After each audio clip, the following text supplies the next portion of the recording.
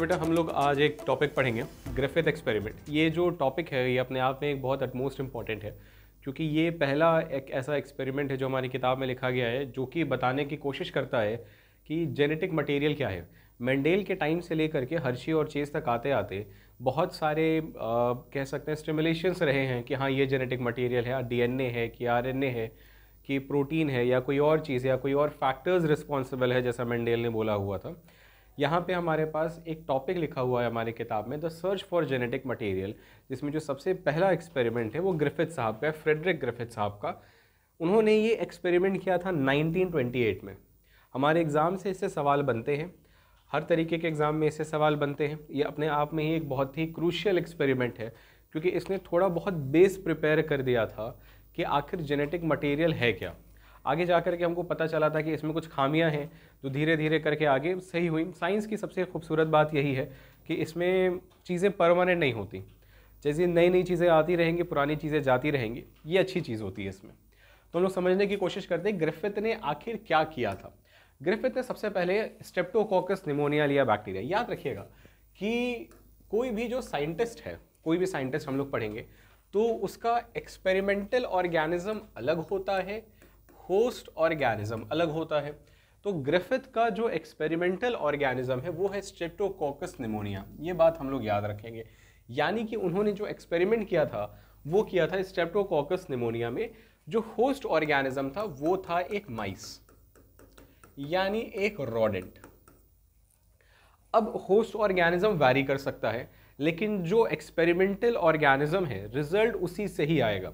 अब हो सकता है कोई और रोडेंट ले लिया जाए, हो सकता है रैबिट के सिनेरियो में हम लोग देख ले तो रिजल्ट सेम आएगा, लेकिन एक्सपेरिमेंटल ऑर्गेनिज्म कभी भी चेंज नहीं होता किसी भी साइंटिस्ट के पर्सपेक्टिव पे। अगर हम लोग बात कर ले एवरी मैक्लियोइड मैकार्टी के केस में, तो वहाँ पे भी यही सेम सिनेरियो है कि हमारे पास जो एक्सपेरिमेंटल ऑर्गेनिज्म है वो यही है, स्ट्रेप्टोकोकस निमोनिया। अगर हम लोग आगे जा कर के देखेंगे जैसे हर्शी और चेज़ वाले केस में, तो वहाँ पे जो हमारा एक्सपेरिमेंटल ऑर्गेनिज्म है दैट इज T2 बैक्टीरियोफेज, लेकिन जो होस्ट ऑर्गेनिज्म है वो ई कोलाई है। तो हमको याद रखना है कि experimental organism is different and host organism is different. अब ग्रिफिथ साहब ने क्या किया कि उन्होंने इस स्ट्रेप्टोकोकस निमोनिया के दो स्ट्रेन लिए। बेटे स्ट्रेन क्या होते हैं ध्यान से समझने की कोशिश करते हैं। एक सिंगल स्पीसीज है, जैसे मान लीजिए कि एक घर है, आपका एक घर है, उस घर में अगर आप सिंगल स्पीसीज हैं, आप होमोसेपियंस हैं, उस होमोसेपियंस स्पीसीज में जो आपकी फैमिली है, ठीक है, वो एक तरीके से उस फैमिली में जो आपके सिबलिंग्स हैं वो डिफरेंट स्ट्रेन्स हो गए स्पीसीज होमोसेपियंस के। वैसे ही यहाँ पे हमारे पास स्पीसीज एक ही है, स्ट्रेप्टोकोकस निमोनिया, लेकिन यहाँ पे जो स्ट्रेन लिया ग्रिफिथ ने वो दो सेपरेट स्ट्रेन लिए। एक स्ट्रेन था S3 और दूसरा स्ट्रेन था R2। क्या ये बात हमको समझ में आ गई?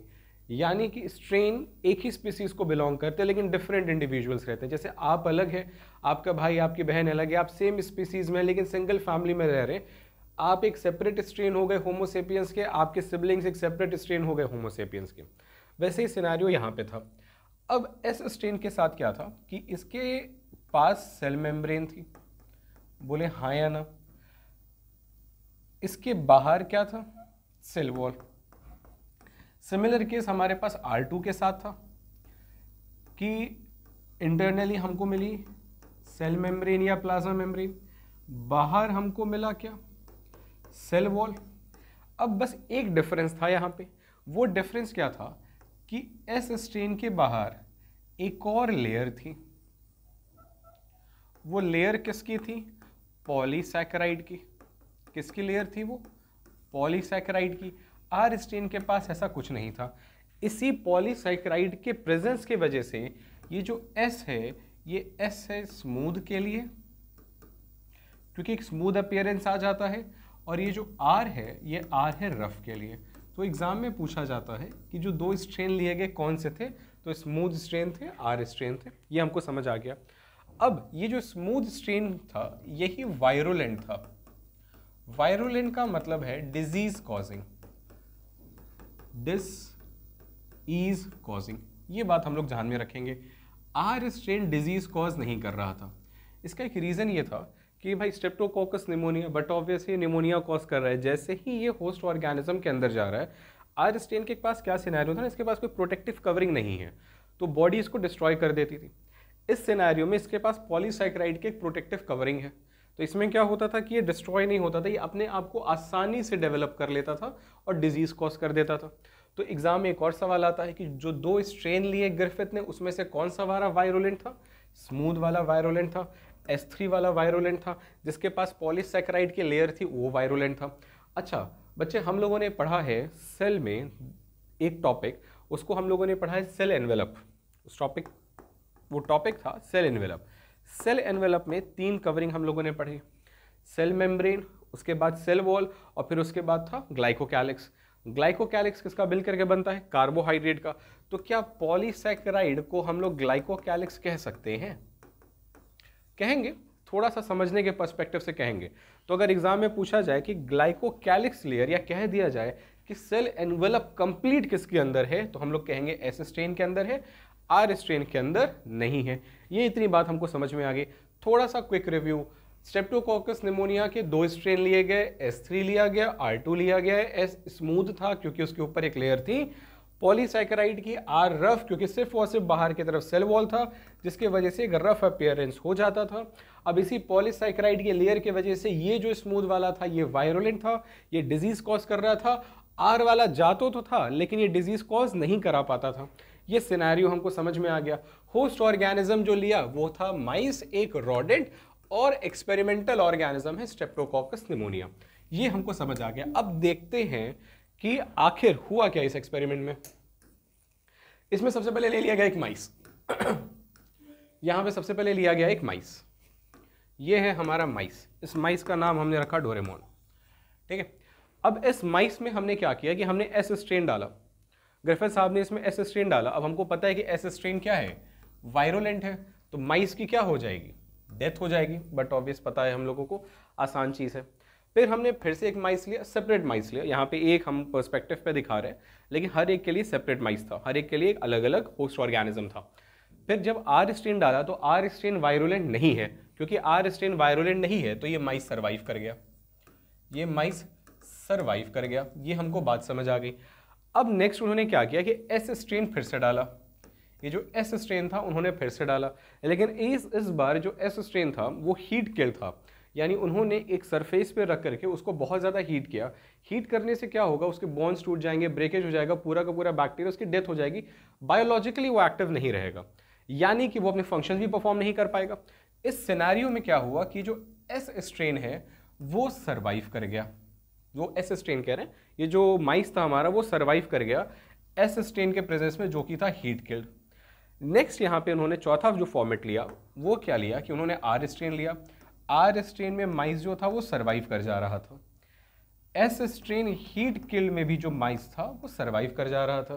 तो लॉजिकली अगर इन दोनों का कॉम्बिनेशन मिलाया जाएगा तो इस माइस को सर्वाइव करना था, लेकिन ऐसा हुआ नहीं। हुआ क्या? इस माइस की डेथ हो गई। इस माइस की क्या हो गई? डेथ हो गई। अब इस सिनेरियो में क्या हुआ कि ग्रिफिथ साहब सोच में पड़ गए कि आखिर ऐसा हुआ क्यों, क्या रीजन था। जब बाद में निकाला गया, स्ट्रेप्टोकोकस निमोनिया को एक्सट्रैक्ट किया गया उस डेथ माइस से, तब वहां पे देखा गया कि उनको जो आर स्ट्रेन उन्होंने डाला था वो नहीं मिल रहा था, जबकि जो एस स्ट्रेन था वो मिलना चालू हो गया। अब एस स्ट्रेन तो उन्होंने हीट किल डाला हुआ था, एस स्ट्रेन मरा हुआ था, तो एस स्ट्रेन बॉडी के अंदर कैसे मिल रहा है? ये एक तरीके से मिरेकलस एक्सपेरिमेंट था। आपने वेलकम देखा होगा, आपको ये मीम याद होगा। ये मीम मिरेकल इसी बेसिस पे था क्योंकि घुंघरू सेठ उड़ गया था। तो मिरेकुलस एक्सपेरिमेंट इसको इसी वजह से बोला गया क्योंकि जो एस स्ट्रेन था ग्रिफिथ साहब के लिए, एस स्ट्रेन तो मरा हुआ था, लेकिन उस एक्सपेरिमेंट के बाद ये एस स्ट्रेन दिखना चालू हो गया, तभी इस एक्सपेरिमेंट को बोला गया मिरेकुलस एक्सपेरिमेंट। चले, ये चीज़ हमको समझ आ गई, लेकिन हुआ क्यों? मजाक से हटके ये सारी बात एक तरफ, लेकिन आखिर ये सारी चीज़ें हुई क्यों उसको समझने की कोशिश करते हैं। हमको एक बात पता है बहुत अच्छे से, केमिस्ट्री लेवल पे जो मॉलिक्यूल्स होते हैं वो एक दूसरे को अट्रैक्ट करते हैं, पोलर पोलर को, नॉन पोलर को। ये जब एस स्ट्रेन को हीट किल किया गया तो इसके जो डीएनए स्ट्रैंड थे, अब हमको ये बात पता है, ये डीनेचुरेट हो गए थे। जब इसको बॉडी में डाला गया, टेम्परेचर कम हुआ, दोबारा से यही डीएनए क्या हो गया, रीनैचुरेट हो गया। अब आर स्ट्रेन वाले बैक्टीरिया ने क्या किया, इसी डीएनए को एब्जॉर्ब कर लिया। एब्जॉर्ब करना कह लीजिए या इनटेक करना कह लीजिए। अब आर स्ट्रेन के पास जो डीएनए है ना बच्चा, वो डीएनए एस स्ट्रेन का है। तो यानी कि आर स्ट्रेन की जो अगली स्पीसीज रहेगी, जो नेक्स्ट जनरेशन रहेगा, स्पीसीज नहीं नेक्स्ट जनरेशन, वो एस स्ट्रेन का कैरेक्टर शो करेगा। तो आर स्ट्रेन ने डिवाइड किया माइस की बॉडी के अंदर और एस स्ट्रेन के कैरेक्टर्स देना चालू कर दिया। अब क्योंकि डीएनए एस स्ट्रेन का एब्जॉर्ब हो गया तो फिनोटाइपिक कैरेक्टर्स भी एस स्ट्रेन के आएंगे, यानी कि इसके बाहर पॉलीसैकेराइड की लेयर आ जाएगी। अब क्योंकि पॉलीसैकेराइड की लेयर आ गई, यानी कि अब माइस को डिजीज होगा, माइस की डेथ होगी। ये बात हमको समझ में आ गई। अब क्योंकि यहां पे जो आर स्ट्रेन था वो कन्वर्ट हो गया एस स्ट्रेन में, तभी ये वाला जो आर स्ट्रेन था ना बच्चा, ये क्या हो गया, कन्वर्ट हो गया एस स्ट्रेन में। तभी इसको कहा जाता है ट्रांसफॉर्मिंग प्रिंसिपल। क्या कहा जाता है इसको, ट्रांसफॉर्मिंग प्रिंसिपल। अब ग्रिफिथ साहब ने बोला कि जो चीज आर स्ट्रेन को एस स्ट्रेन में कन्वर्ट कर रही है वही जेनेटिक मटेरियल हो सकता है, इतना कह करके वो सस्पेंस में चले गए। अब उन्होंने इसकी प्रॉपर्टीज नहीं बताई, उन्होंने इस जेनेटिक मटेरियल का जो नेचर था उसको जस्टिफाई नहीं किया। इसके लिए बाद में एक बायोकेमिकल मेथड एवरी मैक्लियोइड मैककार्टी ने किया था। यहां पे ग्रिफिथ का एक्सपेरिमेंट खत्म हो गया। इसको आगे फर्दर प्रूफ किया एवरी मैक्लियोइड मैककार्टी, और जो अनइक्विवोकल प्रूफ है कि डीएनए ही जेनेटिक मटेरियल है वो दिया था फिर बाद में हर्शी एंड चेज ने। चलें इस पूरे एक्सपेरिमेंट में एक बार रिवाइज कर लेते हैं कि क्या क्या चीज़ें हम लोगों को याद रखनी है। पहली बात हम लोगों को ये याद रखना है कि जो स्ट्रेप्टोकोकस निमोनिया है वो एक्सपेरिमेंटल ऑर्गेनिज्म है, होस्ट ऑर्गेनिज्म माइस है। होस्ट ऑर्गेनिज्म के वैरी करने से रिजल्ट सेम रहेगा। हो सकता है कोई भी रोडेंट आपने ले लिया, रैबिट के केस में भी हो सकता है सेम रिजल्ट दे जाए, लेकिन स्ट्रेप्टोकोकस निमोनिया आप नहीं चेंज कर सकते। एक्सपेरिमेंटल ऑर्गेनिज्म कभी आप चेंज नहीं करेंगे, ये सेम रहेगा। Host organism can be variable. हर एक साइंटिस्ट का, जितने भी हम लोगों ने मॉलिक्यूलर बेसिस ऑफ इनहेरिटेंस में पढ़ने हैं, मैक्सिमम का एक्सपेरिमेंटल ऑर्गेनिज्म अलग है, होस्ट ऑर्गेनिज्म अलग है। ये बात हमको समझ में आ गई। दो स्ट्रेन लिए गए, स्ट्रेन क्या होता है, सिंगल स्पीसीज, दो अलग अलग इंडिविजुअल। एक हम लोगों ने एस स्ट्रेन लिया स्मूथ, फिर हम लोगों ने आर लिया रफ। एस के पास कंप्लीट सेल एनवेलप था, आप बाहर की तरफ पॉलीसैकेराइड की लेयर थी, इसी की वजह से ये वायरुलेंट हो जा रहा था, माइस की डेथ हो रही थी। एस स्ट्रेन में माइस डेथ हो गई, आर स्ट्रेन में माइस सर्वाइव कर गया। एस स्ट्रेन हीट किल्ड में माइस सर्वाइव कर गया क्योंकि बैक्टीरिया मरा हुआ था। जब आर स्ट्रेन और एस हीट किल डाला तो लॉजिकली माइस की डेथ हो जानी चाहिए थी। भाई प्रीवियस हिस्ट्री से हम लोगों को ही समझ आ रहा था, लेकिन माइस सर्वाइव करना चाहिए था, सॉरी, लेकिन यहाँ पे क्या हो गया, माइस की डेथ हो गई। जब बाद में पता चला, ब्लड में चेक किया गया तो पता चला कि एस स्ट्रेन मिलना चालू हो गया है। अब जब एस स्ट्रेन मिलना चालू हुआ तभी इसको बोला गया क्या, मिराकुलस एक्सपेरिमेंट। बाद में पता चला कि यही जो आपका आर स्ट्रेन है उसने एस स्ट्रेन के डीएनए को एब्जॉर्ब कर लिया है, इसी वजह से अब हम इसको कहते हैं ट्रांसफॉर्मिंग प्रिंसिपल। इसके मल्टीपल नेम्स है। नेक्स्ट वीडियो में हम लोग कोशिश करेंगे समझने की एवरी मैक्लियोइड मैककार्टी साहब ने कैसे पता लगाने की कोशिश की कि जेनेटिक मटेरियल क्या है, और फिर कैसे हर्शी और चेज ने कंफर्म कर दिया कि जेनेटिक मटेरियल ही डीएनए है। तब तक के लिए बच्चा